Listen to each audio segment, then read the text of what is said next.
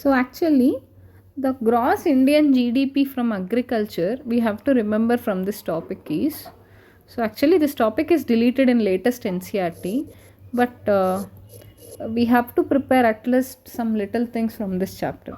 So GDP is 33%. So the employment that is given from the agriculture will be of 62%. Okay. So let's talk about coming to the diseases with what it is affected. So coming to the diseases and types of plants which is used in plant breeding. Actually, the plant breeding using superior varieties is a disadvantage for gene pool. So yes, surprisingly, it's a disadvantage for gene pool. Why? Because so it will decreases the recessive varieties. So all the varieties should be there, but because of using of only superior varieties, it will disappear some of the varieties from the gene pool. That is one of the disadvantage. Coming to wheat and rice, we already know wheat, rice. So wheat, the scientific name is Triticum aestivum. Coming to the rice, the scientific name is Oryza sativa. And in India, we have 2 lakhs varieties of rice. 2 lakhs varieties of rice, and basmati itself we have 27 varieties. So let's talk about wheat and rice. Coming to the wheat and rice, we have 1960 to 2000. So actually green revolution has started in the mid of 1960s. Wheat production was increased from 11 million tons to 75 million tons, because the population, if you see population explosion, you can able to see during the period of independence we have 350 millions of population, and by 2000 it was around nearly 1 billion of population, which is increased approximately by 3 folds. To that increased population, we need more amount of food. So that's why the wheat production it's been increased from 11 million tons to 75 million tons, while the rice production will went about 35 million tons to 89.5 million tons. This was due to development of semi-dwarf varieties of rice, wheat and rice. Nobel laureate Norman E. Borlaug at International Center of Wheat and Maize. Nobel laureate and Norman E. Borlaug as International Center of Wheat and Maize. You have to remember this. Improvement in Mexico. International Center for Wheat and Maize Improvement in Mexico, because Mexico people will eat more of maize. Developed semi-dwarf wheat variety. In 1963,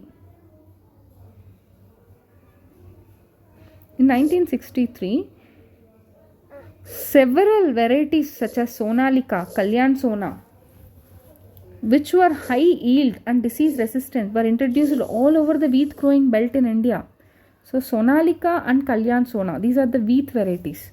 Semi-dwarf rice varieties are being derived from IR8. So why they called as IR is developed at International Rice Research Institute, Philippines. And Tai Cheng native from Taiwan. So they developed this IR8 at International Rice Research Institute, Philippines, and Tai Cheng native one from the Taiwan. The derivatives were introduced in 1966. Later, better yielding semi-dwarf varieties, Jaya and Ratna, were developed in India. So, we have the semi-dwarf varieties, which is several varieties such as Sonalika and Kalyan Sona.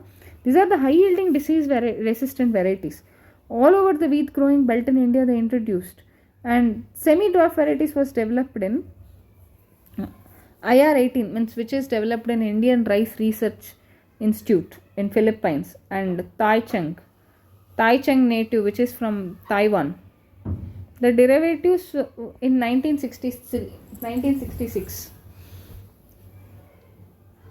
So later the better yielding semi-dwarf where Jaya and Ratna was introduced in India. Sugarcane, Saccharum barberry, was originally grown in North India. Saccharum barberry is originally grown in North India, but has poor sugar content and yield. The tropical cane grown in South India, Saccharum officinarum, have thicker stem and higher sugar content but do not grow well in North India. These two species were successfully crossed to get sugarcane varieties combining the desirable qualities of higher yield. So, thick stem, high sugar, ability to grow in sugarcane area of North India. Okay, Saccharum barberi and Saccharum officinarum. Saccharum barberi is from North India. Saccharum officinarum is South India. They both crossed to yield high, thick stem, high yield, high sugar, ability to grow even in North India. Next, millets.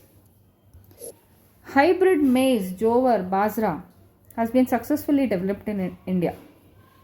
Hybrid breeding have led to development of several high-yielding varieties resistant to water stress.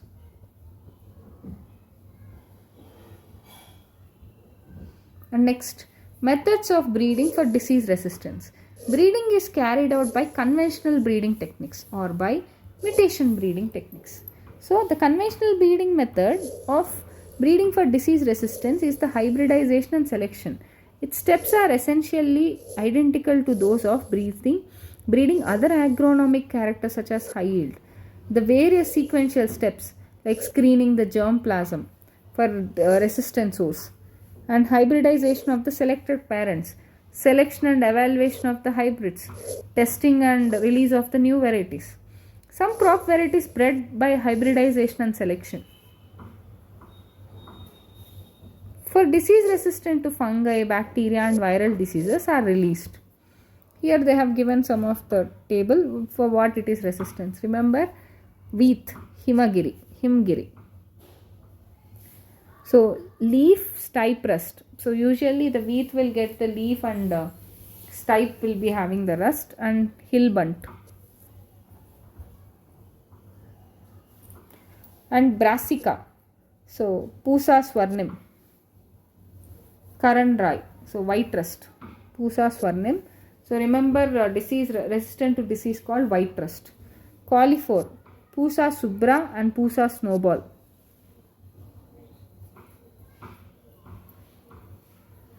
And black rot and curl blight black rot. Cowpea, Pusa komal, bacterial blight. Chili, Pusa sada bahar. Chili mosaic virus, tobacco mosaic virus and leaf curl. Conventional breeding is often constrained by availability of limited number of disease resistant genes. That is present and identified in various crops and wild varieties, including mutations in plants, though diverse means. When the screening the plant material for resistance sometimes lead to desirable genes being identified.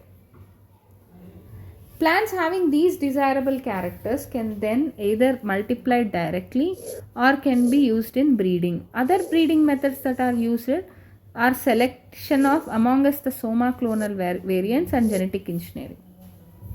So, availability of limited number of disease resistant genes.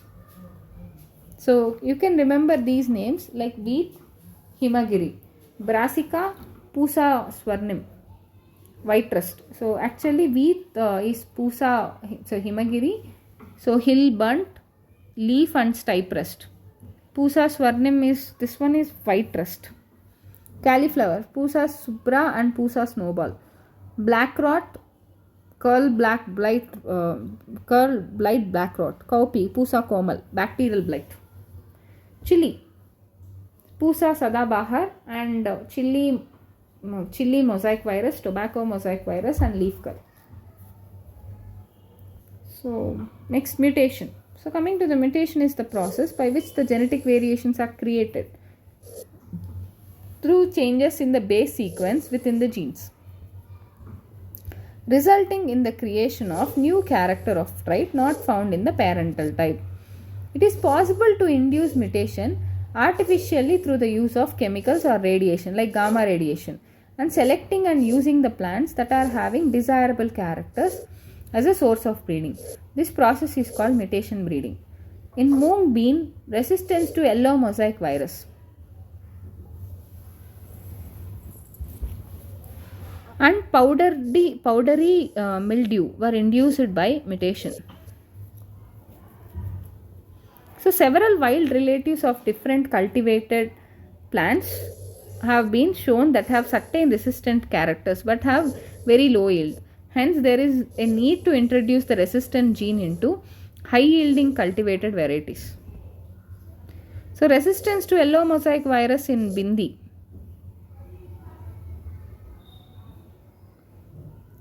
Abelmoschus esculentus was transferred from a wild species and resulted into a new variety, Abelmoschus esculentus, which is called Parbani Kranti. All these examples are involved in the sources of resistant genes that are in the same crop species, which has to be bred for disease resistance or in a related wild species. Transfer of resistant gene is achieved by sexual hybridization between the target and the source plant, followed by selection.